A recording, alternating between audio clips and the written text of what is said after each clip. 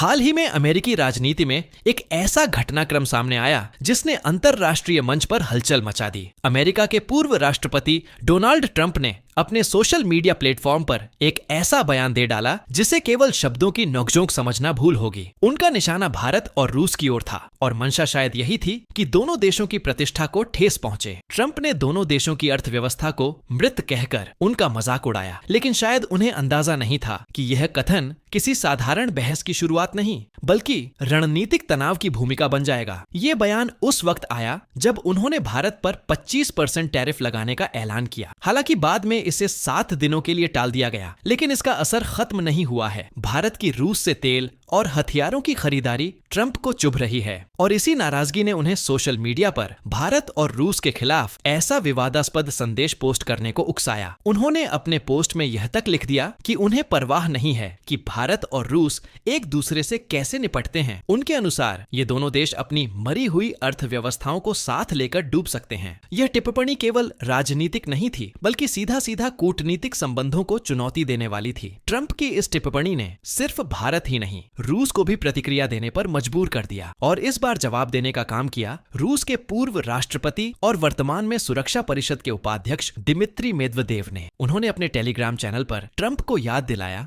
कि dead economy जैसे जुमले हवा में नहीं उछाले जाते। उन्होंने कटाक्ष करते हुए लिखा कि ट्रंप को वॉकिंग डेड जैसी अपनी पसंदीदा फिल्मों की याद कर लेनी चाहिए और साथ ही उस कुख्यात प्रणाली की भी जिसे दुनिया डेड हैंड के नाम से जानती है। मेदवेदेव का यह जवाब मजाकिया लग सकता है, लेकिन असल में यह एक अप्रत्यक्ष परमाणु धमकी थी। डेड हैंड यानी वह रूसी स्वचालित परमाणु जवाबी हमला प्रणाली जिसे आखिरी विकल्प माना जाता है। इस पूरी शब्द युद्ध की सबसे दिलचस्प बात थी भारत की प्रतिक्रिया, या कहें उसकी खामोशी। न कोई बयान, न कोई तीखी प्रतिक्रिया, लेकिन हर चाल पर नजर और हर मौके को भुनाने की तैयारी। यह वही रणनीति है जो एक असली खिलाड़ी को चुपचाप शतरंज की बिसात पर सबसे ताकतवर मोहरा बना देती है। आज अमेरिका और रूस मीडिया और बयानों की गोलाबारी में लगे हैं, वहीं भारत बिना शोर शराबे के उस मोड़ पर खड़ा है जहां उसे सबसे बड़ा लाभ मिल सकता है। ट्रंप को लगता है कि उन्होंने सिर्फ एक बयान दिया, लेकिन शायद वह समझ नहीं पाए कि कभी कभी शब्द भी वही काम कर जाते हैं जो युद्ध नहीं कर पाते। और इस बार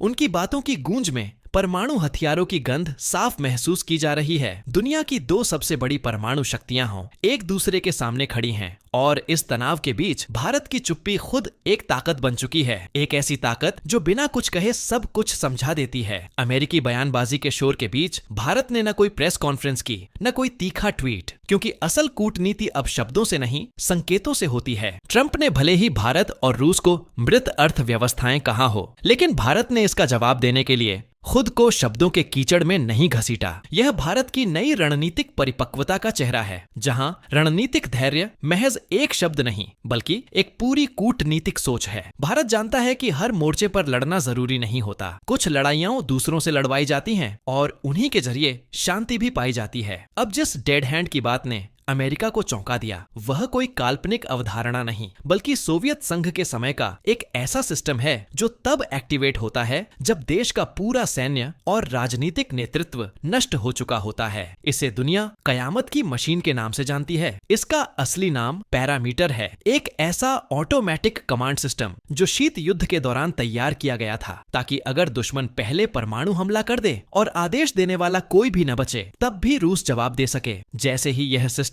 उस हमले की पुष्टि करता है, सेंसर रेडिएशन, भूकंप, संचार लाइनों की टूटन से संकेत लेते हैं। यह एक विशेष कमांड रॉकेट लॉन्च करता है। यह रॉकेट रूस के ऊपर से उड़ता है और धरती के नीचे मौजूद सारे परमाणु साइलों को ऑर्डर भेजता है कि वे एक साथ मिसाइलें दाग दें। नतीजा यह होता है कि दुश्मन देश नक्शे से मिट सकता है बिना किसी इंसानी आदेश के। मेदवेदेव ने जब ट्रंप को यह याद दिलाया तो वह कोई भावनात्मक प्रतिक्रिया नहीं थी, वह चेतावनी थी। और उस चेतावनी की सबसे दिलचस्प बात थी भारत की पूरी चुप्पी, क्योंकि यह वही भारत है जो अब खुद को एक अलग ही स्तर पर देखता है। न तो जरूरत से ज्यादा बोलेगा, न बेवजह पीछे हटेगा। सूत्रों की माने तो भारत भी अब एक ऑटोमेटिक न्यूक्लियर बैकअप सिस्टम पर काम कर रहा है जिसका नाम हो सकता है silent compliant backup control system. यह सिस्टम भारत की परमाणु पनडुब्बियों जैसे IAS अरिहंत और IAS अरिघात से जुड़ा हो सकता है, जो बेहद गुप्त स्थिति में किसी भी आपात हालात में जवाबी हमला शुरू कर सकता है। भारत का न्यूक्लियर ट्रायड यानी जमीन, हवा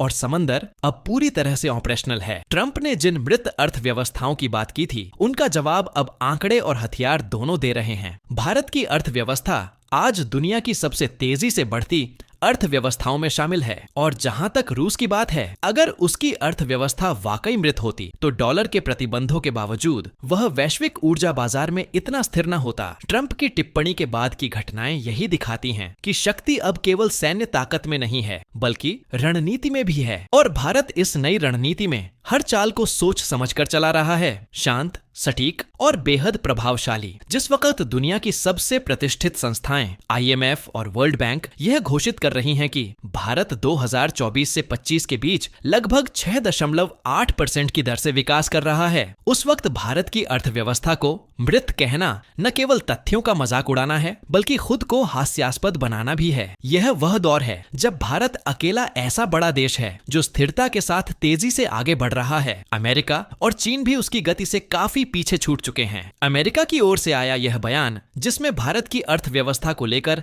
तंज कसा गया, केवल निराशा का नतीजा था। शायद ट्रंप इस बात को हजम नहीं कर पा रहे कि भारत अब सिर्फ उभरती शक्ति नहीं रहा, वह वैश्विक विकास का इंजन बन चुका है, और यह इंजन सिर्फ आंकड़ों में नहीं, जमीनी स्तर पर भी काम कर रहा है। भारत और रूस के बीच जो सहयोग पिछले कुछ वर्षों में बढ़ा है, वह केवल रणनीतिक नहीं, बल्कि तकनीकी और आर्थिक गहराई भी लिए हुए है। AK-203 असॉल्ट राइफल्स का भारत में निर्माण, S-400 एयर डिफेंस सिस्टम की तैनाती और T-90 टैंकों का आधुनिकीकरण यह दर्शाते हैं कि भारत और रूस की साझेदारी अब महज समझौतों तक सीमित नहीं है, यह भरोसे की नींव पर खड़ी हुई है। जब अमेरिका जैसे देश महंगे तेल पर लड़खड़ा रहे हैं, तब भारत ने रूस से सस्ता कच्चा तेल खरीदकर न केवल अपनी अर्थव्यवस्था को सहारा दिया, बल्कि भविष्य की ऊर्जा जरूरतों के लिए एक रणनीतिक तेल भंडार भी तैयार कर लिया। भारत अब एक ऐसा AI आधारित युद्ध प्रतिक्रिया सिस्टम विकसित कर रहा है, जो शत्रु की ओर से मिसाइल छोड़े जाने के कुछ ही क्षणों में जवाबी हमले की पूरी योजना तैयार कर सकेगा। DRDO द्वारा बनाए जा रहे ड्यूल यूज टेक्नोलॉजी प्रोजेक्ट्स जैसे